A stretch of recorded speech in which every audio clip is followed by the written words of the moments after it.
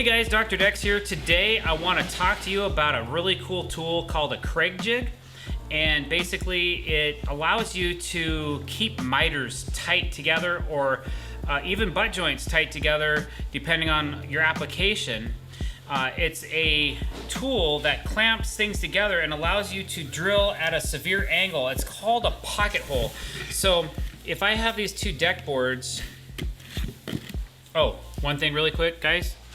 If you like this video or you learned something really cool about this video or you just like the tool, don't forget to click that subscribe button, please. And hit the bell icon to be notified when we're putting out fresh content too. Okay, all right. So basically, we just did a staircase where we have all these miters that we had to do to keep together. And I've had tons of people, if you know me at all, you know that I don't really do a lot of miters. But in this particular staircase, in this particular instance, in this particular way that we had to build, there was a lot of extenuating circumstances that forced me to do a ton of miters on this project. Everybody loved it. The homeowners didn't realize how bad to the bone that was gonna be. That's great. But I'm gonna show you how we kept those miters tight and how they're gonna stay tight for a while. So what pocket hole screwing, or what pocket screws do, they basically allow you to fasten from the back side of two pieces of material. And they put it at such an angle that they don't poke, the screws will not poke through the top side of your board, okay? So here's the jig. This is called the Kreg Jig, and this is a deluxe set I picked up at Lowe's Home Improvement for $109. It was on sale. It was usually $140. I got it for 109 bucks. And then I had to go to Home Depot to find exterior type screws. They make a couple different types of fasteners and screws. I don't even know what some of these parts do. I don't know what this is. I really needed 1.5" screws because there's a chart inside the directions that tells you if you're using a certain thickness of wood, what size screw you need. Okay, so if I'm using 1-inch thick material, then I need an 1.5" screw. But I couldn't find 1.5" screws locally. I probably could have found them on the internet if I wanted to wait a couple days to get them, or Amazon. So I found some 1.25" ones, and I found that deemed that acceptable for what I was doing, and they're just an exterior grade. So the blue ones are for outside, exterior. The silver ones, they're for interior, cabinetry, and stuff like that. To be honest, I probably could have got away with those 1.5" screws. Because they're so buried into the product, moisture's really not gonna get up in there. I doubt, I don't know how much more longevity we're gonna get with these exterior screws, but I just went ahead and did it for the heck of it. All right, so basically, you gotta set up your Kreg Jig for the thickness of material that you're gonna be drilling. So there's, basically on the side of this thing right here, there's all these different dimensions, and we're using 1 inch. So we gotta bring this down into to the 1-inch mark, and then tighten up the set screw. Okay, so that's good to go. So then, what you wanna do is you wanna put the side of the material that you're using, the side that's not gonna be seen, because you're gonna destroy one side of this. If you want it to be face up, you can't do that. This is like a hidden fastening method that is gonna be face down where you're not gonna see it. So if you need to see both sides of your product, this is probably not the right tool for you. Shut down this video and go find something else. Okay, so here's the back side of my deck board, right? This is TimberTech AZEK PVC decking. It's 1 inch thick. I have preset this plunger that's a clamp to, when I push this in, and then it gives it some tension. So if you look right here, when I push in on this, it locks it in place. And it's pretty good. I cannot pull it out. I can't pull it out. It's locked. So you can adjust the tension and you can set this lock nut off and screw this in and out. And I just kind of went till I thought, okay, I can feel some tension and I know there's some give in this rubber stopper. So then I gave it enough to where I could push pretty hard on it, and then all of a sudden it locks in. Okay, which is a good thing. You want this to be firmly placed. Now, there's 3 different places you can put your screws in, or your holes for your screws in this Kreg Jig.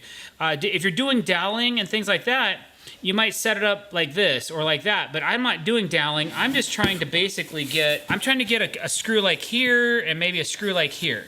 And then on my other piece that's gonna come into that, I want a screw like right here. if I put the screw too close to the end, if I do a reveal, you may see that pocket screw lip, or you might feel it, or you might be walking upstairs and see that cut. So we don't want to get too close to the outside of the miter, okay? So what I'm gonna do, I'm gonna put my board here, and the way I did this, because I just did 50 of these, is I took my short point and I stuck it all the way over right till it's flush with the edge of the jig, okay? And then I'm gonna clamp it tight, and I'm gonna use this hole, this flute, to drill this hole. So another thing you have to do with the Kreg Jig, it comes with a special pocket hole drill bit with a stopper. You have to set the proper depth of your drill bit to what you're drilling. Okay, I'm drilling 1 inch. Now what you do, you'll notice there's a step. There's a step in the drill bit right here, okay? You need to set your depth to the step, not to the point or the tip, but to the step of the bit.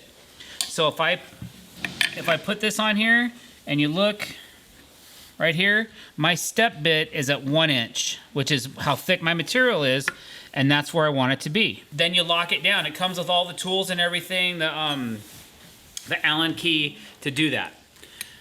Okay, so I've got my jig. I know I'm using this hole. I've got it lined up to the edge. I've got my bit in my drill. I'm gonna go ahead, and it kind of pre-gives you the angle. Like I can just sit here and let the drill hang out, but it's gonna pre-drill the angle, and it's gonna stop me at the proper depth. So here we go. Okay. There you go. So there's my first hole, okay? It doesn't poke through, but I know that's what they recommend I do. So when I do put this screw in here, and I do set it up with the drill, and I put this through, it's gonna come out right in the center of this material. And then it's gonna lock in and screw into my other piece. Okay, for this side of my jig, I basically lined up this corner almost to the edge of my board. So this drill, if I look at it, I'm not going to be putting my hole here. It's more like it's gonna be right here. But you could actually just sit here and eyeball this and line it up. But if we get it, like I said, if we get it too close to the edge, you can see how high this is. I don't want this protruding outside of the front of my board in case we want to do a nice detail or if that's a finished edge. So we're going to come back a little bit. And again, if I just keep my edge of my board close to this edge here, then I know I'm safe. Locked it back in. This time I'm going to use this flute for my drill. Okay? And I just go down until the stopper stops. Pull it out. All right, lickety splits. I got 2 of my 3 holes done already. Okay, for this one, I just want to be in the center or close to it. So again, I just put my part in, and this time, to get into the center, I lined up the edge of my board to this corner of this side of the jig, clamp, and then I'm gonna hit the center hole, the center flute. Here we go. All right, there's the center. So now, when I put this together, I have opposing forces, and I have a nice place for screws to go in, and that will lock this thing together. Okay, so I've got my clamping done. I've drilled my holes, so I'm pretty much done with this part of the installation. The Kreg Jig, that's done. With the kit I bought, it also comes with a handy clamp. This clamp's pretty cool, and I'm going to show you how I use it. It comes in, actually very handy. You're going to need it. So if you buy the cheaper kit, still get one of these or use whatever you got. I like this one because it's smooth. Now you'll notice I've got a bunch of residue on one side of this clamp, and this side's completely clean. So I always use this facing a certain way because basically all this residue is from the bottom of the board. And I'm going to show you what I'm doing. Now I'm going to glue up my board. I use a product called 2P10. It is made by a company called Fast Cap, and 2P10 is a really great PVC adhesive. It's not for cap composites, but it works great for PVC. what I'm gonna do is I'm gonna lay a really fat bead on one side of one of these boards. But I'm also gonna prep myself, because what I gotta do is once I get this miter together and I glue it, I'm gonna use the clamp right in the middle of these two boards. I'm gonna clamp it, then I'm gonna quickly get these together, and then I'm gonna screw them together, okay? But the first thing I'm gonna do is add the glue. Okay, so I'm gonna make sure that I got no obstructions. And I was doing this with 4-footers the other day as well, just so you guys know. So what I'm gonna do is I'm gonna lay a pretty hefty bead of glue right about in the middle, okay? And this stuff will run on you, so you gotta be careful. And then I'm gonna put these two pieces together. What 2P10 stands for is 2 parts, 10 seconds.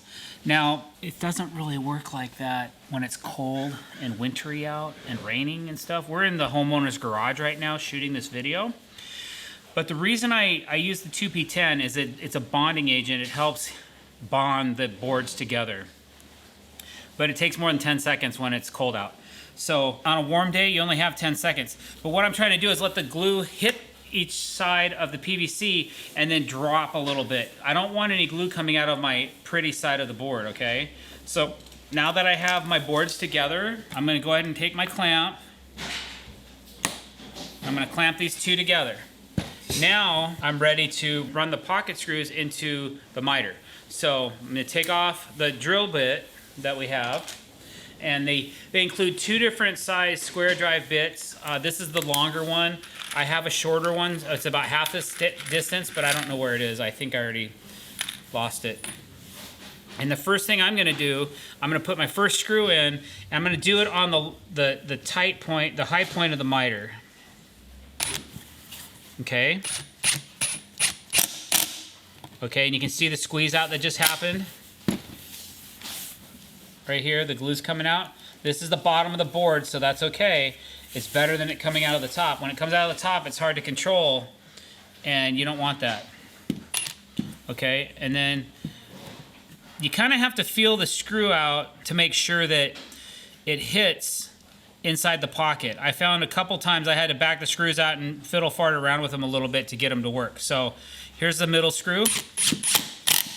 All right, here's the third one. Here we go. Again, you see a little bit of squeeze, but that worked out really well. So now we're done. What the clamp does is it helps keeps the two boards from moving around too much while you're screwing it together. And there you go. A nice tight miter that won't come apart. So I hope you guys learned a little something today about the Kreg Jig. If you did, please click that subscribe button and hit that bell icon to be notified when we're putting out fresh content. Leave your comments below, and don't forget to share our videos with all your friends. Thanks for watching. Have a great day.